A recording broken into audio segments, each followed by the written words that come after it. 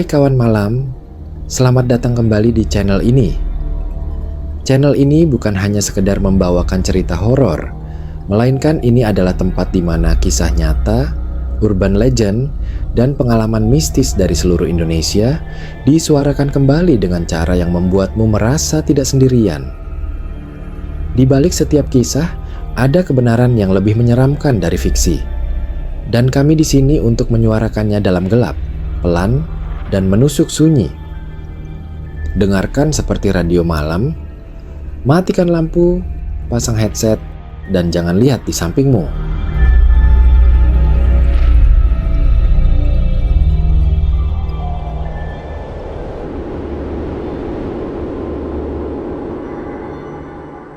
Cerita kali ini berasal dari sebuah wilayah pegunungan yang terbentang sunyi di perbatasan Jawa Tengah dan Jawa Timur. Di sana, barisan perbukitan berkabut itu dikenal dengan nama Gunung Kendeng.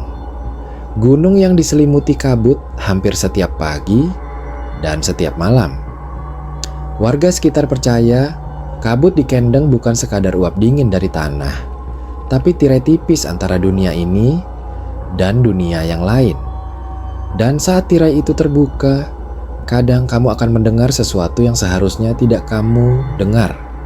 Tangisan, bisikan, suara perempuan yang memanggil dari balik kabut, padahal tak ada siapa-siapa di sana.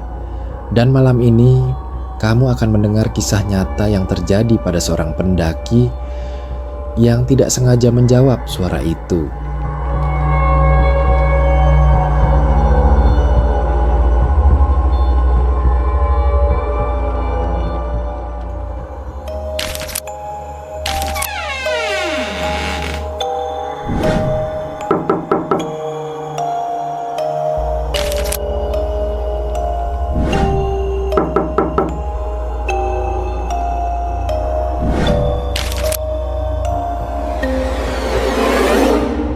Aku ada di sampingmu.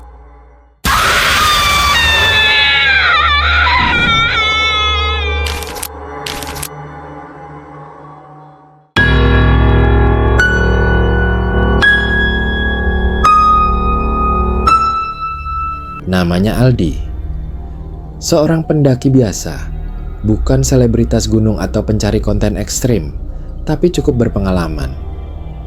Selama bertahun-tahun, ia sudah menaklukkan banyak puncak di Pulau Jawa, mulai dari gunung-gunung populer seperti Semeru, Slamet, hingga gunung-gunung kecil yang jarang didaki orang.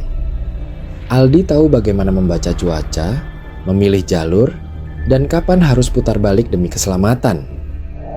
Tapi ada satu jalur yang selalu ia hindari, jalur Gunung Kendeng. Bukan karena medannya berat atau terlalu menantang, tapi karena cerita-cerita aneh yang terus beredar dari mulut ke mulut. Cerita tentang suara yang memanggil dari balik kabut, tentang pendaki yang tiba-tiba hilang ingatan setelah turun, dan tentang hutan yang terasa hidup. Namun pada akhir tahun 2022, ajakan seorang teman lama yang keras kepala membuat Aldi akhirnya menyerah. Mereka naik lewat jalur utara Kendeng, jalur yang sepi, tanpa base camp, dan hampir tak pernah dilalui kecuali oleh warga lokal yang mencari kayu bakar. Jalur itu hanya berupa jalan setapak menyusuri kebun kopi, lalu perlahan masuk ke hutan lebat yang dinginnya terasa tidak wajar. Di hari pertama, semuanya berjalan biasa saja. Mereka berangkat pagi, berempat, Aldi, Dani, Ojan, dan Riza. Semuanya laki-laki, semuanya sudah pernah mendaki bersama, jadi tidak ada rasa canggung. Cuaca saat itu cukup bersahabat. Langit cerah, angin sejuk, dan jalur awal masih cukup terbuka meski mulai menanjak perlahan. Mereka sempat bercanda dan mengambil beberapa foto di tengah kebun kopi sebelum akhirnya kabut mulai turun sekitar pukul 3 sore. Kabutnya tidak terlalu tebal, tapi cukup untuk membuat pandangan sedikit buram, sehingga mereka mulai memperlambat langkah. Menjelang maghrib, suasana berubah. Dani yang berjalan paling belakang tiba-tiba menghentikan langkah dan berkata pelan bahwa ia mendengar suara perempuan memanggil namanya dari arah kabut. Suaranya lembut, nyaris seperti bisikan yang terbawa angin. "Dani," katanya menirukan dengan wajah agak pucat. Aldi mengira Dani hanya salah dengar, mungkin suara burung hutan atau efek lelah setelah berjalan berjam-jam. Tapi malam itu, saat mereka sudah mendirikan tenda dan beristirahat, suara itu terdengar lagi. Kali ini lebih dekat, seolah berdiri di balik kabut hanya beberapa meter dari tempat mereka tidur. Tenda mereka didirikan di sebuah tanah lapang kecil yang tampak seperti ceruk tersembunyi di antara rimbunnya hutan. Di sekelilingnya, pepohonan tinggi menjulang seperti pagar alam, dan semak belukar tumbuh liar menutupi pandangan ke segala arah. Saat sore berganti malam, kabut mulai turun perlahan, menebal seiring waktu, menyelimuti seluruh area hingga pandangan hanya sejauh cahaya senter. Suasana menjadi sangat hening, hanya suara dedaunan yang sesekali bergesekan oleh angin tipis. Keheningan itu begitu pekat, hingga langkah kaki sendiri terdengar seperti gangguan. Aldi, yang merasa ingin buang air kecil, keluar dari tenda dengan senter kecil di tangan. Ia berjalan tak jauh dari perkemahan, menyibak semak dan memilih tempat di balik pohon. Dan di sanalah, untuk pertama kalinya, ia mendengar sesuatu yang membuat tubuhnya menegang. Sebuah tangisan pelan, nyaris seperti bisikan, suara perempuan, yang seolah sedang duduk menahan sesak di suatu tempat dekat pohon.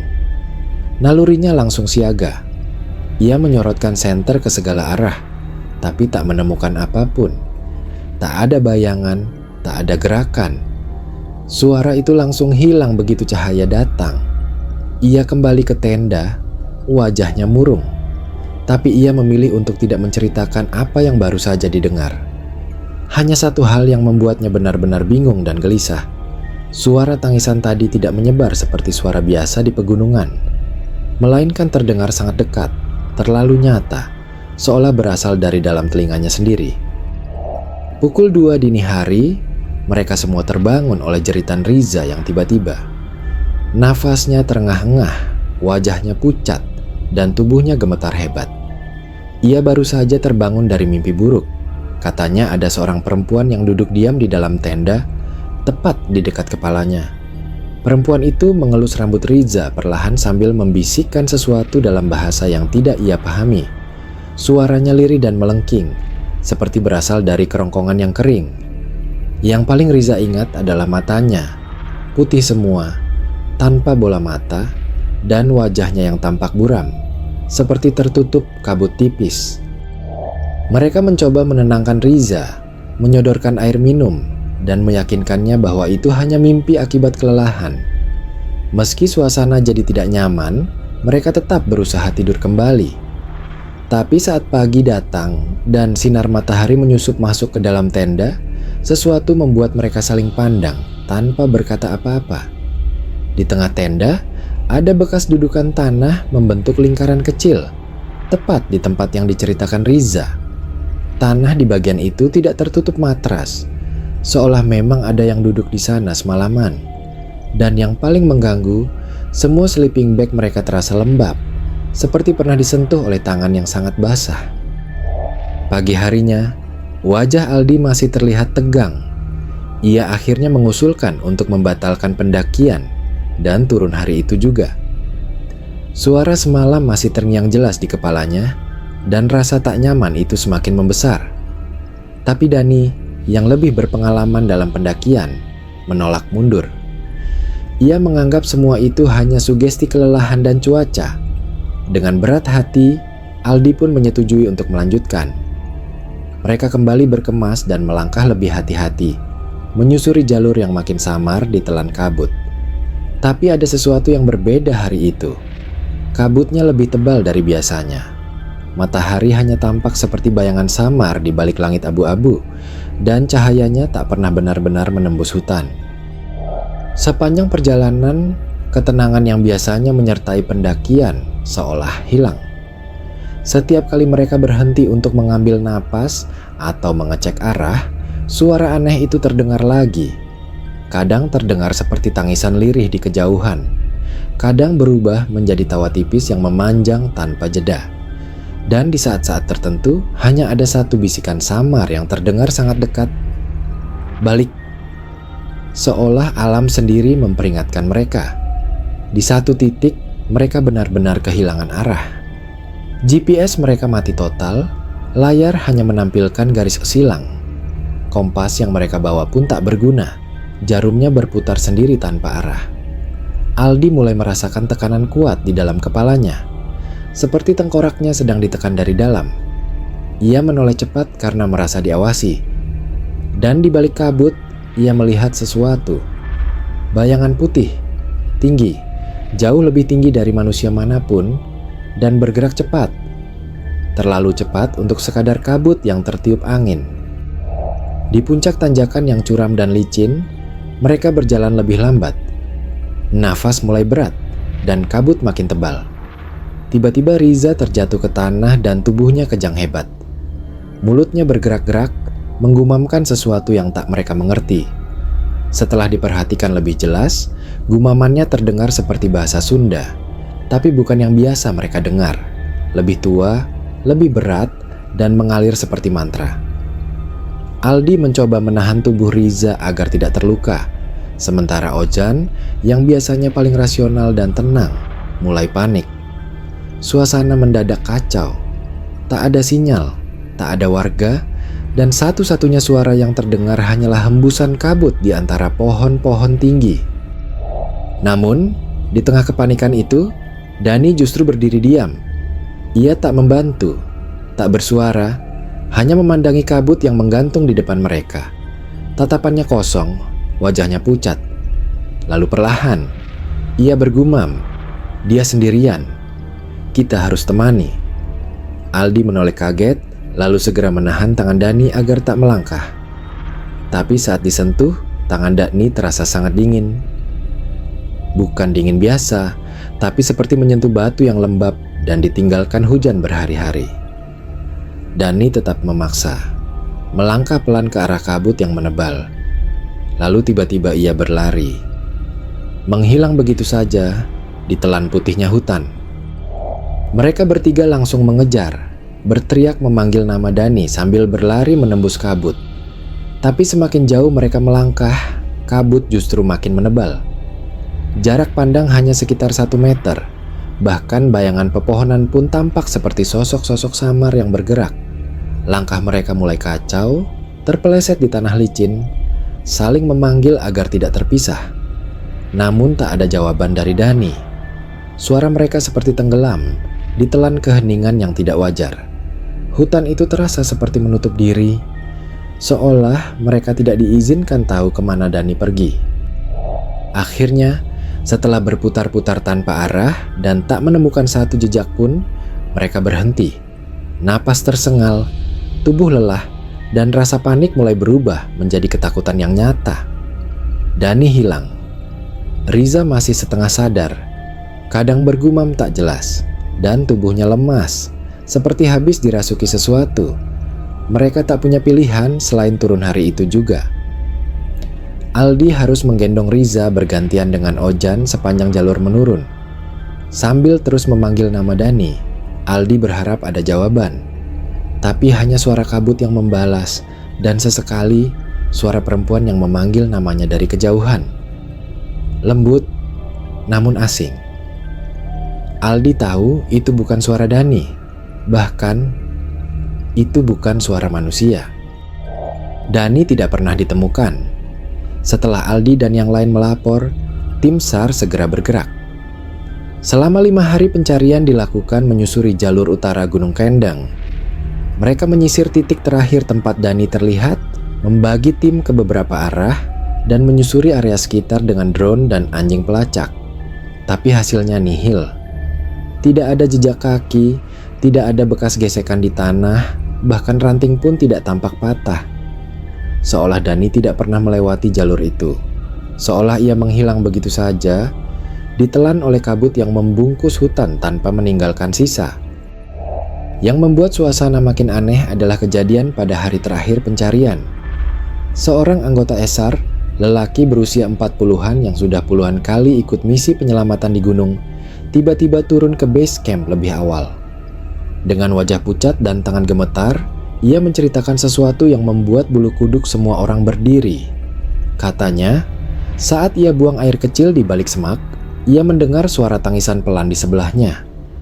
Awalnya ia kira itu suara angin, tapi ketika menoleh, ia melihat helai-helai rambut panjang menggantung dari cabang pohon tepat di atas kepalanya. Seolah ada seseorang berdiri di sana, diam, memperhatikannya dari atas. Sejak hari itu, ia bersumpah tidak akan pernah naik gunung lagi.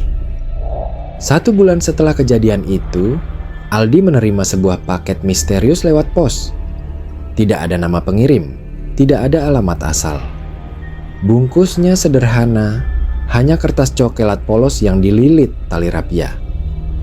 Aldi sempat mengira itu kiriman logistik atau barang yang pernah ia pesan, tapi begitu dibuka, jantungnya berdegup kencang. Di dalamnya hanya ada sebuah botol kecil berisi air bening.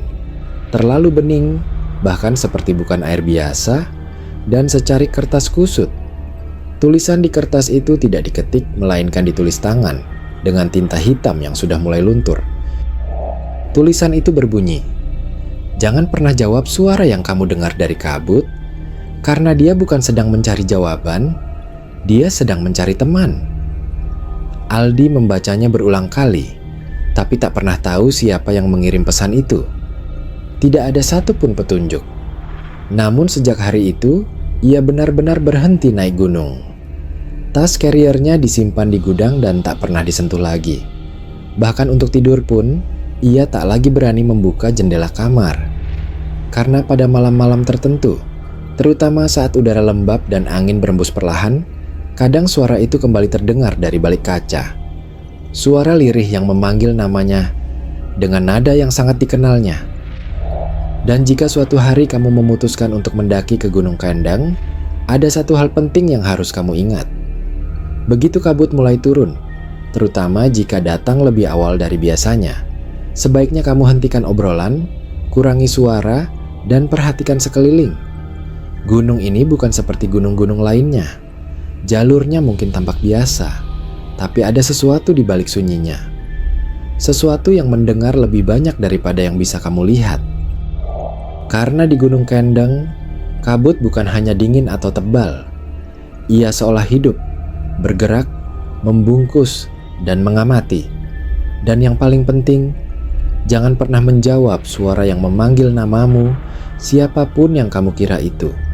Karena kabut di sana bukan sekadar uap air yang menghalangi pandangan. Kabut di sana punya telinga. Dan begitu ia tahu kamu mendengarnya, maka kamu tidak sendirian lagi.